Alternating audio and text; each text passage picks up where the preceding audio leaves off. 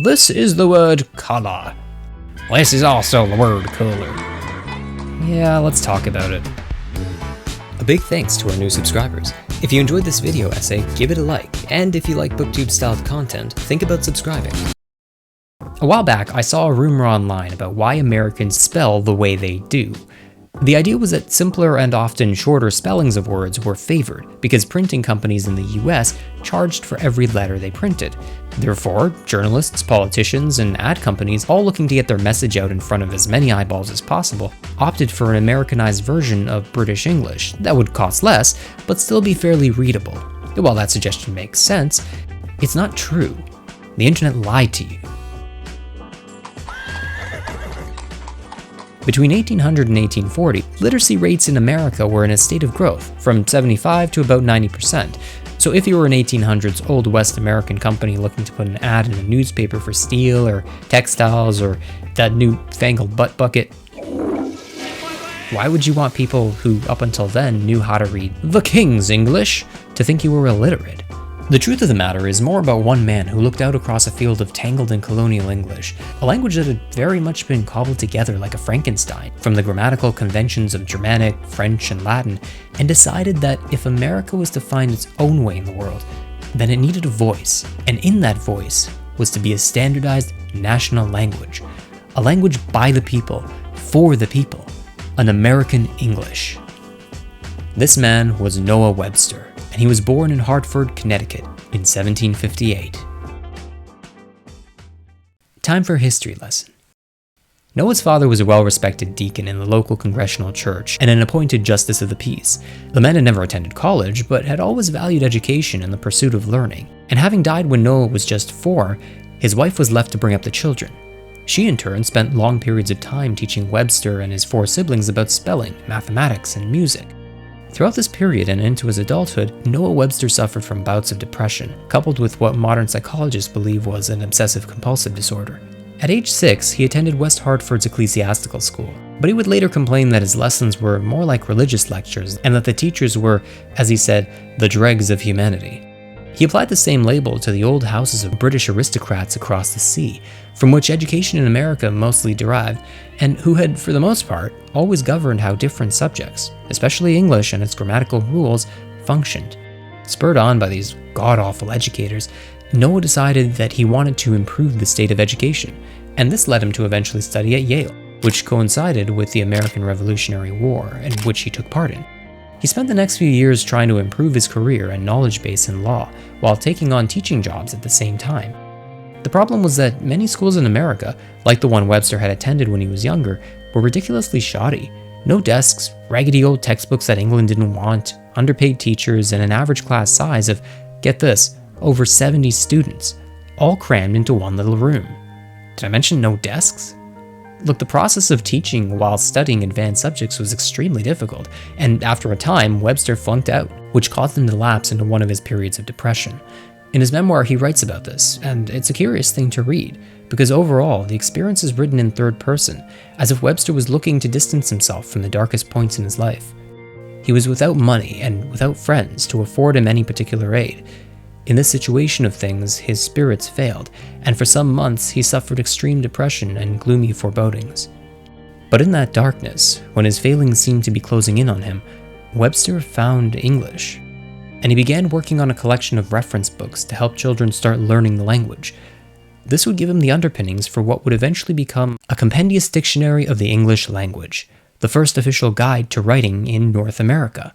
Ironically, the Christian phrase ora et labora, or prayer through work, describes very well how Webster found a degree of salvation in the long hours of his work.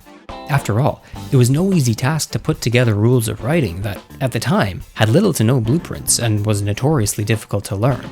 Nonetheless, he kept up with it, and page by page, Noah built a literary ark to hold his words. After 26 years of grueling labor, Webster had finally made the dictionary. It sold terribly, so terribly it put him into debt. But if at first you don't succeed, hey, publish a second edition. And Webster did just that, finding far greater success and introducing into the world a massive 2-volume list of words, their etymologies and examples of sentences they could be used in, along with 12,000 new words that weren't even in use back in Britain, like skunk and squash. But he didn't stop there. It wasn't enough to simply record the language already in use, like Samuel Johnson had done back in 1775 with his British version of the dictionary. No, instead, Webster, who by that time had learned 26 different languages, one per year, so that he could understand the roots of every word in his dictionary, came up with spellings for each that, in his mind, matched how the words were pronounced in conversation. Since he felt that the grammatical rules for British English were unfairly complicated, he made a few, let's call them adjustments, on behalf of the people. Mould became mold, like cold. Gaul became jail. Draughet became draft. Traveled even lost an L, turning into traveled, to match its singular version, travel. Not every change made it into popular use, though. For instance, AKE, which reasonably spells ache, was never adopted. Nor was machine, which honestly is far easier than remembering Machine. Here, let's play a game. Say every Webster word out loud. I guarantee you'll know what each one stands for right away. Ready?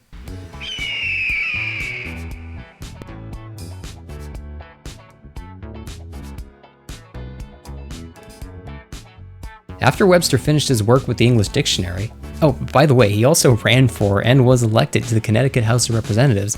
He lobbied hard for the Copyright Act of 1831, which amended previous copyright laws in America to extend the duration of how long works were protected for, as well as to include music under copyrights. So if you like this guy, then thank this guy. By this point in his life, his elementary instructional books were filling the gaps in classrooms left by underfunding and school closures due to war, and his dictionary was making it into the hands of every printer and journalist west of Washington, D.C. And altogether, these pieces of his work, along with his multiple other publications, like reports on diseases, translations of the King James Bible, and addresses to Congress, helped to achieve his dream of improving both language and the education of it. Today, he's known as the father of American scholarship and education, which is a really, really important title, because 1,000 years ago, another writer was called something similar. This is Geoffrey Chaucer, the father of the English language. Chaucer came from a family involved in the wine trade, and growing up, he was introduced to writers like Cicero and Virgil of the Roman Empire.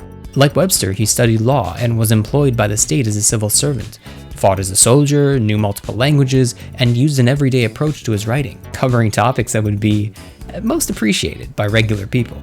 In the same way that stories like Chaucer's The Canterbury Tales poke fun at nobility through the use of vulgar language, Webster, through his dictionary, called out what he considered literary corruption, and followed up with everyday principles of his own to counteract them. He puts it like this: language is not an abstract construction of the learned, but is something arising out of the work, needs, ties, joys, affections, tastes of long generations of humanity, and it has its bases broad and low, close to the ground. In other words, language is something that comes from the people. It's not a top-down approach, and no administrator can create sets of complicated rules that the average person just doesn't get. And he was more than willing to back up what he said with action. For example, during the publication of his first dictionary, Republicans and Federalists attacked Webster's book for just that, being too vulgar. After all, its spellings no longer truly relied on their formal British counterparts, which, again, Webster considered a product of corrupt and stuck-up aristocracy. But the dictionary maker doubled down, publishing a 2-volume edition a few years later, with an attitude of, it should be written the way we say it. And eventually, the rest of the country started marching to his drum. That's really why, on top of his work as an educator, Webster can be considered both a compulsive champion and a true father of American English, in the same way that Chaucer was one for the Brits. So the next time you're about to correct an American for saying could've or using your instead of your, remember that Noah Webster, the father of American English, probably would have told you to off. If you like this video, don't forget to like the video. It'll help the channel grow.